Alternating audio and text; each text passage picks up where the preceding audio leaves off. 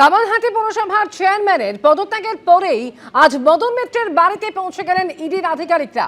এর আগে গতকালই অসুস্থতার কারণ দেখিয়ে পদত্যাগ করেন কামারহাটি পৌরসভার পুরপ্রধান গোপাল সাহা।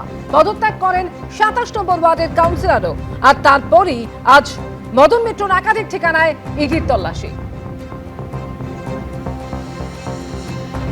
চেয়ারম্যান গোপাল সাহা রিজাইন দিয়েছেন ওনার স্বাস্থ্য কারণে। উনি রিজাইন দিয়েছেন ওনার চেয়ারম্যানশিপ থেকে। আর শ্যামল চক্রবর্তী উনি রিজাইন দিয়েছেন ওনার নৈতিক দায় স্বীকার করে ওনার পার্টির বিপর্যয় হয়েছে, সেই অর্থে উনি রেজিগনেশনটা সাবমিট করেছেন আজ বিকালে। যা সিস্টেম আছে সেই মতনই চলবে, আমার দায়িত্ব নয়, একটা সিস্টেম আছে, রুল অ্যাক্ট এবং ডিপার্টমেন্ট আছে, সাব ডিভিশন আছে, ডিস্ট্রিক্ট আছে, এদের ডাইরেকশন অনুসারে কাজগুলো চলবে।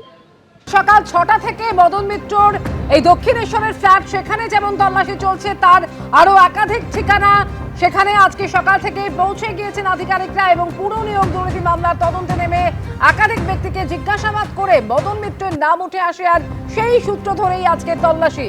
দেখতে পাচ্ছেন ঠিক কোন কোন ঠিকানায় আজকে ইডির আধিকারিকরা পৌঁছে গিয়েছেন।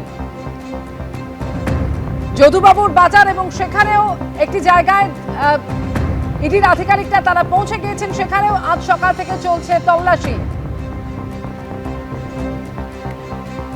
সুকান্ত মুখোপাধ্যায় সরাসরি এই মুহূর্তে রয়েছেন আমাদের সঙ্গে। সুকান্ত, যদুবাবুর বাজারের পাশে মদন মিত্রের যে পার্টি অফিস রয়েছে সেখানেও বেশ কয়েক ঘন্টা হয়ে গিয়েছে, ইডি আধিকারিকরা কি এখনো রয়েছেন?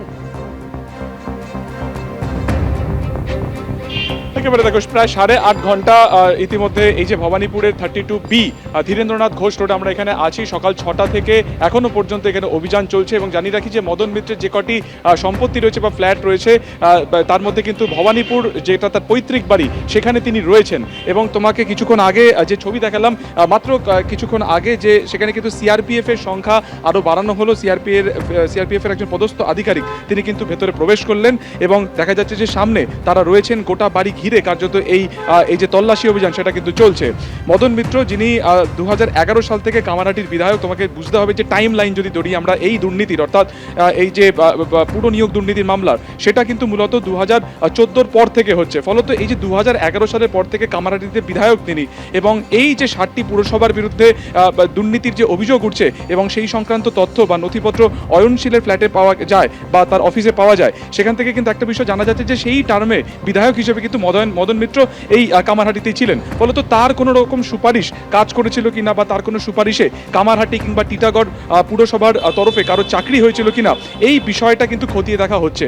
এবং এর আগে অয়নশীল বা এই কামারহাটি পুরসভার একজন আধিকারিকের বাড়িতে 2024 সালে যখন রেড হয় তখন কিন্তু বেশ কিছু নতুন তথ্য সেখান থেকে পাওয়া যায় এবং সেই তথ্যের ভিত্তিতেই দেখা যাচ্ছে যেটা যে আজকে কিন্তু সকাল থেকে এই অভিযান চলে।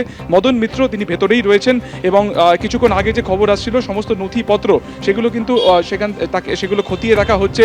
তার আয় ব্যয়ের যে হিসেব, তার যে আয়কর রিটার্ন ফাইল কিংবা তার যে একেবারে ব্যাংক ট্রানজ্যাকশন সমস্ত কিছু কিন্তু খতিয়ে দেখা হচ্ছে।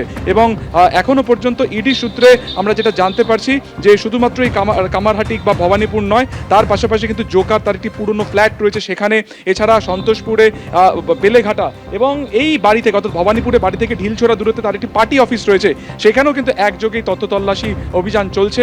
যখন পরিবহন মন্ত্রী ছিলেন মদন মিত্র সেই সময় সেই পার্টি অফিসটি কিন্তু ট্যাক্সি অ্যাসোসিয়েশনের ড্রাইভারদের একটা ইউনিয়ন অফিস হিসেবে সেটা ব্যবহার হতো, পরবর্তীকালে সেটা দলীয় কার্যালয়তে পরিণত হয় এবং সেই জায়গা সেখানেও কিন্তু একই রকমভাবে তল্লাশি অভিযান চলছে। মূলত যেটা তদন্তকারীরা বোঝার চেষ্টা করছেন যে সকাল 6টা থেকেই তল্লাশি অভিযান শুরু হয়ে গিয়েছে। বিভিন্ন দলে ভাগ হয়ে ইডি আধিকারিকরা তারা পৌঁছে গিয়েছেন এবং একযোগে মোট 8 জায়গায় সকাল থেকে চলছে তল্লাশি। ধন্যবাদ সুকান্ত, তোমাকে, সবিননকেও ধন্যবাদ। মদন মিত্রের বিরুদ্ধে মূলত অভিযোগ হচ্ছে 125 জনকে বেআইনিভাবে ঘুষের বিনিময়ে চাকরি পাইয়ে দিয়েছেন তিনি, কোনোটা টিটাগড় পুরসভায়, কোনোটা আবার কামারহাটি পুরসভায়। এবং ঘুষের জন্য কখনো টাকা নিয়েছেন মদন মিত্র, কখনো বা সোনা ঘুষ হিসাবে নিতেন তৃণমূল বিধায়ক, এমনটা ইডির তরফে দাবি করা হচ্ছে। দালালদের মাধ্যমে এই গোটা প্রক্রিয়া চলতো বলে ইডির তরফে দাবি।